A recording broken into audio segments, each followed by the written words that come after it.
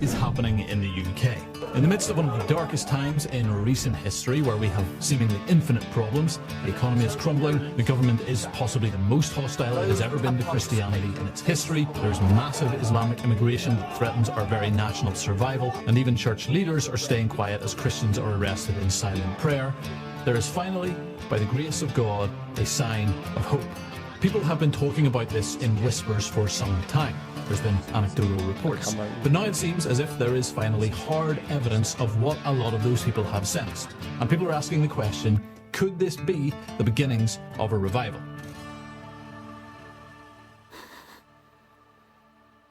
This video is sponsored by Wasson Watches. Stay tuned to find out more. So today I want to look at a study that everyone has been talking about since it came out last week. I would have talked about it last week, but I had a nice bout of gastritis, and so instead of doing that, I decided it would be much more fun to spend the day that I normally spend editing videos, lying on the floor and groaning in pain. I thought about recording that as well and putting it out there, but it's probably not as edifying content. But anyway, here you go, slightly late, but nonetheless really important information. What happened is that the Bible Society and YouGov put out a report entitled The Quiet Revival. Really? So they originally started looking... watched one of his videos. Yeah. But I don't know which one. He's a former this in 2018, and then in 2024 they revisited and compared the data sets between the two, looking at the state of religion, in particular Christianity in the UK. And here is the big headline that pretty much everybody needs to know. Church attendance has risen by 50% over the past 6 years in the United Kingdom. 50%. That is huge. What that means in raw numbers is that there are 2 million more people attending church on average every week than there were 6 years ago. And so in this video, I'm going to break down some of the key findings. And with each of those key findings, I want to give one key takeaway that I think every Christian, and in particular every church, needs to be paying attention to. So here's point number one. Young people, open parentheses, and also old people, close parentheses, are coming back to church. Let me start with the second bit, the parenthesis bit, because I actually think it matters.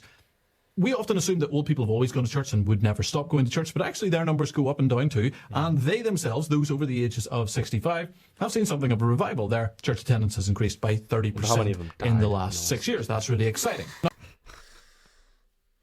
Well, I wonder if they're in a hot place or not, Bit dark, right? Right, setting that aside, worth mentioning, but not the most exciting bit. The most exciting bit is what is happening with young people. What happens when you watch an out video and then you go straight we record our videos back to back, and we've just watched, if you go back on our channel, we just watched like a pranking like parents sort of video, and now we're watching like a fairly deep Christian video. But yeah. Proper switch up. Yeah. Got to be able to do both, don't you? Yeah. To the older Gen Z, or Gen Z if you're American, but this is about the United Kingdom, so we'll say it correctly, Gen Z. Well, they are seeing a huge rise in church attendance. It has tripled there from 4% to 13%. There's also been a rise in church attendance of 60% of those older than 34 and younger than... Probably. Yeah, but like how many surveys? I always wonder with surveys, because I'm like, how many surveys have you been asked to do? Do you know what I mean? Yeah, true. But there's a lot of... do you think they'll take like AOG and all these kind of organisations, take their yearly numbers, or like, and trying to average it off like the wider church? Yeah, they're not going to go to every church probably and do That's that. What I mean. They'll probably either randomly go to certain churches, or they'll do like what you say, go to like different denominations and say like, what's your data, like request it, and then I'm sure they've got like a rough idea. It's interesting, isn't it? Yeah. That's a lot of people. Yeah. It's a triple. Like why has that happened? Yeah. State of the country. Yeah. People want something, don't they? Want to be a part of something. Maybe it's like after COVID as well. Like people are way more skeptical as well about like the government and stuff. And I feel like Christianity, in a sense, has always been not in opposition, but like even if you're reading biblical times, like they had the government of the Romans who was a bit against Christianity at the start and all those kind of things. Yeah. It's always been quite like all right, obey the law until the law comes in conflict with what you believe, and then it gives you an excuse. Yeah, and not even an excuse, but like, do you know what I mean? Like, that's true. And even when times are tougher, like it's harder to pay bills or like to do basic stuff that you might be used to. Like if you're someone who eventually wants to save enough money to buy a house or to like go on nice holidays or to do like certain things, like on average it's become harder. Yeah. And like people might be like looking for something, or like looking for what's the actual meaning of life, like more of these bigger questions. Yeah, because I feel like although everything's got more expensive and bigger, everything's a lot more accessible. Do you know what I mean?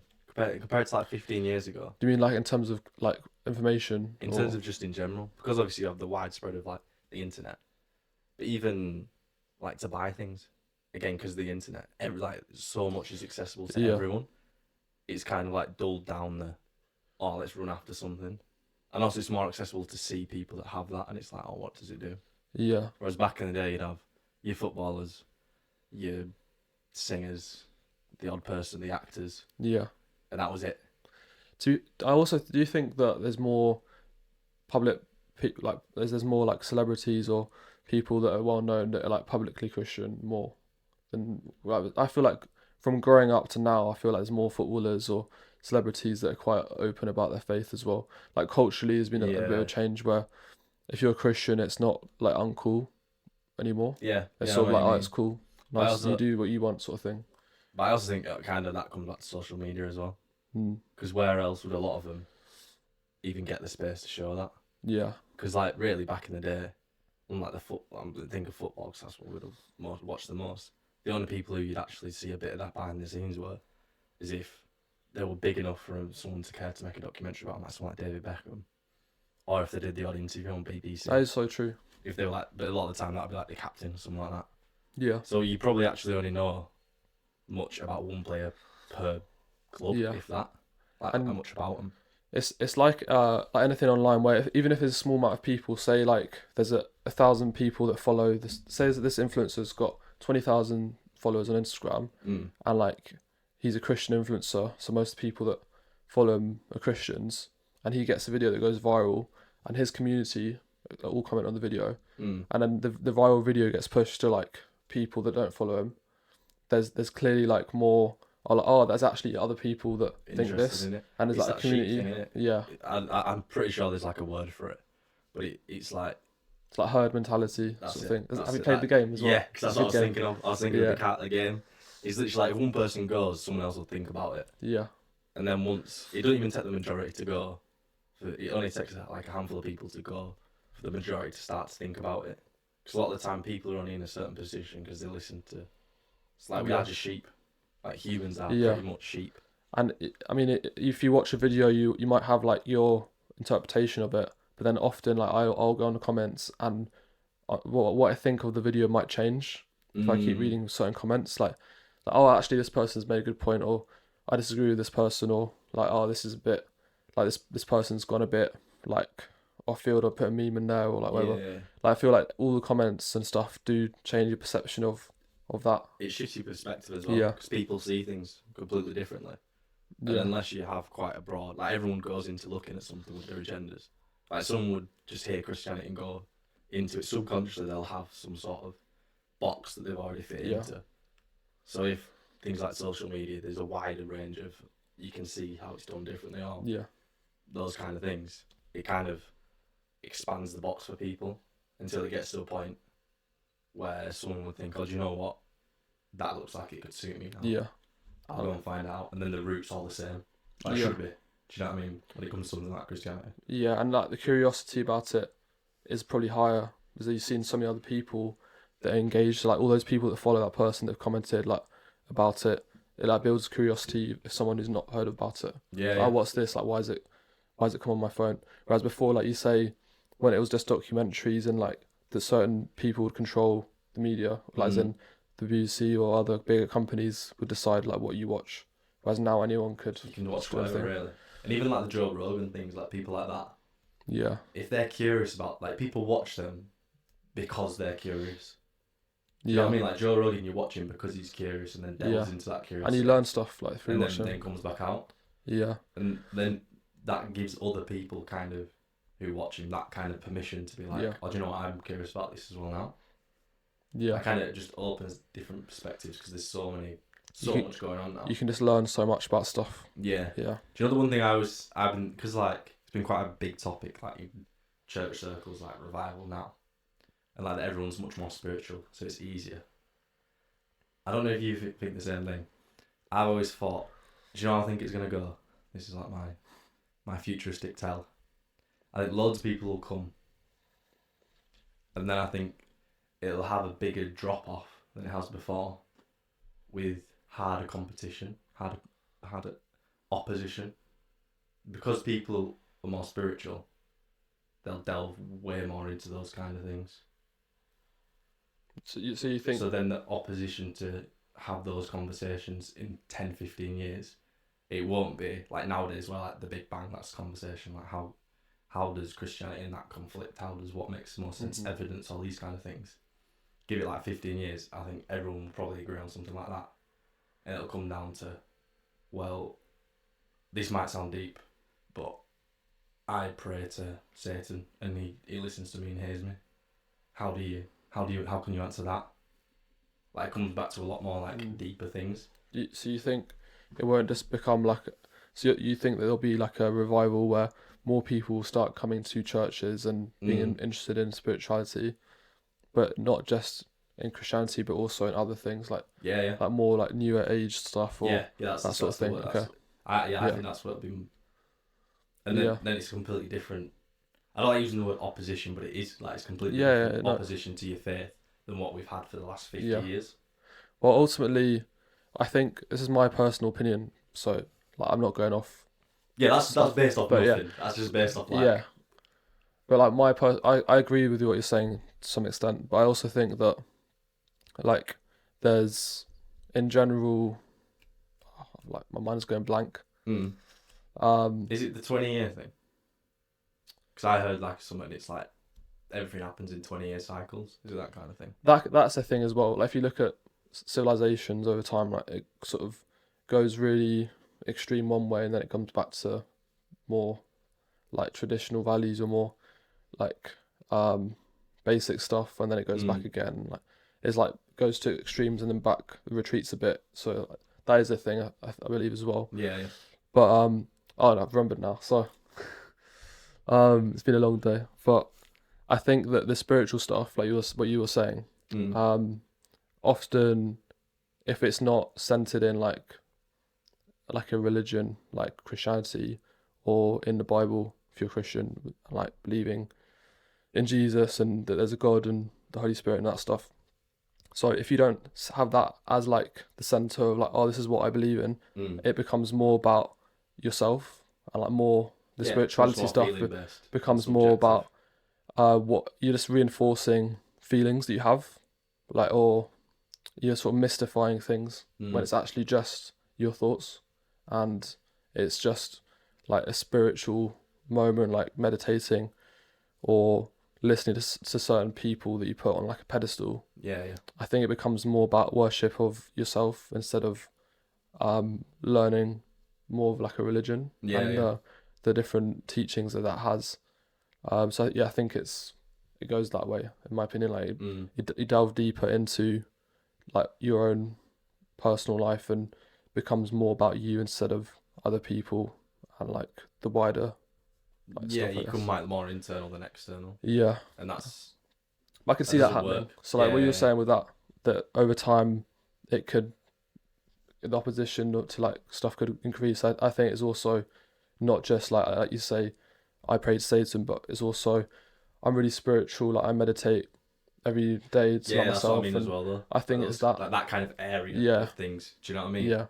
But and I feel like that'll be much harder to combat because it's subjective. And there'll be plenty of people who could like make that argument or know about that or have done that or like that'll come. But I think that's something that we've never experienced in our lifetime. Do you know what I mean? Like the last 50, probably since like the war, last 100 years, it's not really been a prevalent thing. No.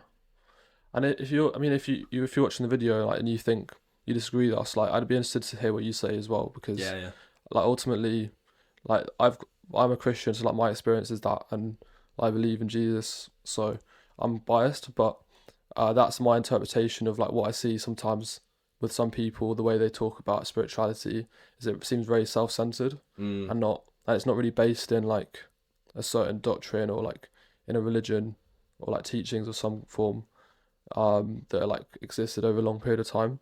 It seems more like certain self-help stuff or like more like personal development sort of stuff, or I don't know. But do you want to watch more of the video, or do you want to call it? I don't mind. We only watched like 3 minutes. It's like 3 minutes. I feel like he's got probably so much more to say. But we're 15 minutes in? Yeah. Could watch like another few minutes, see if he has anything else. Yeah, get a few minutes. Might as well. 44. But most exciting of all in all of this data is that the youngest cohort of Gen Z, those aged between 18 and 34, they have seen a fourfold increase in church attendance. There's been a fourfold increase in church attendance in that group, from 4% to 16% of that demographic. Do you know what I mean regularly attending church in 6 years. Like, that age demographic, that's like us. Yeah. And I think that is like the most... If you don't have like a solid foundation, that's the most like impressionable age. Yeah. That's what I mean by like, because they'll know a lot. Yeah. The people that drop off will still know a lot about Christianity. Yeah. Because of they would have spent time in it. Yeah. And the people that can invest in them. But if they drop off, that's what I mean by like opposition. Yeah, or like deconstructing and stuff there. Yeah, into all that new age stuff. Then you can't hit them with a Bible verse because they'll know it. Yeah. So there's much more like, do you know what I mean though? Like, that's where my mind goes, and I'm like, it's really interesting. Yeah. Like to think about. That's interesting. I guess what this that means this is people actually going to church. It's not it's not a graph of people interested in spirituality or interested in Christianity. It's actually people attending church. Yeah. So that, I guess that's a bit different in a sense, but I guess it's like a trend that it would indicate certain things. Like if more people go to church, then they're probably more interested in spirituality. Yeah, just in general. Yeah. A 21-year-old is more than 3 times more likely to be a church-going Christian than a 51-year-old. Now, the big takeaway in all of this, and admittedly there's some speculation here, I think they've seen the deadness of atheism. I think they are unimpressed by the results of secularism. And I think they are much more aware as well of the threat of Islam to the future of the nation. And they have decided to return to church because they actually need some serious foundation. They need it for their life. They need it for their national identity. And I don't know that all of them are necessarily thinking explicitly in those terms, but I think instinctively and subconsciously that could be what is happening. Now, point 2, I think, is complementary to this idea, which is that not everyone is coming back to church. I've not seen anybody else mention this, but let's look at those who are not seeing a rise in church attendance. If we look at the graph, those aged from 45 to 64 are still less likely to attend church. Nationalism and like feeling like you belong to a certain country with that stuff. But I think he has a point to an extent with that a little bit, but also with feeling like there's no nothing to secularism, or just like life in general feels a bit bland and like not much purpose to it. There's something bigger to life and that sort of thing. And like atheism is a bit dry and it's a bit like it doesn't lead you anywhere. It's a bit dull, like it's negative in a way, I think anyway. Yeah, because it means your life means nothing. Yeah. Like if you go down to the root of that, like you hear you die. Yeah. You might make a few people happy, but then what? Like, yeah. And I think a lot of, if you go back to content as well, a lot of content does well if it makes you feel anything, like if it makes you feel angry, happy, like whatever it is. But atheism is just like nothing really. It's just blind. Yeah. It's like whether you're the best guy in the world or the worst, it makes no difference. Yeah. So like atheism is probably losing the social media game, whereas Christianity, spirituality, all these other things are like doing well because it's more engaging. It's tapping into people's emotion. Yeah. So I think even just to say it's more engaging. Yeah. He's like massive because like atheism was so big when there weren't as many options, so you'd probably like kids probably just get told. Yeah. Oh yeah, there's no, and as a kid that's cool. You can compute that easily. Oh nice, cool. Never think about it again for the rest of your life. It's like more skeptical, I guess. Yeah. No, that's interesting. But now let us know what you think of the video.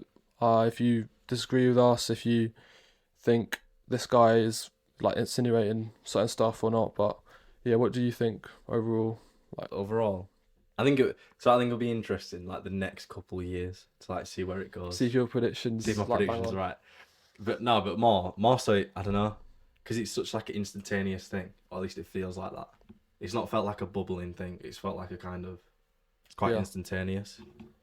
It's always interesting to see after once it wears off. Yeah. Where does like the level settle? Yeah. You know what I mean? It'll be interesting, but it will be cool if I'm biased like as Christian, but it would be cool to see revival. Like it will though. It'd be pretty cool to see more people come into church and like that trend continue. It will continue though, because even if it comes down, it'll still be higher than it was, and then if the same thing happens again, it just goes like that. And it's just like a normal graph. Yeah. So surely it would, and it's also not to get biblical, but like that's what it says. People will come, people will go. Yeah. It says it'll get worse, get better. It says there'll be revivals. Like that's it's encouraging to like hear that and see what's going on, and it marries up with the Bible I'm reading. Do you know what I mean? Yeah. It's interesting, but yeah. If you enjoyed the video, drop a like, drop a comment, and drop happy birthday to Dan. It's Dan's birthday, and then we'll catch you on the next one.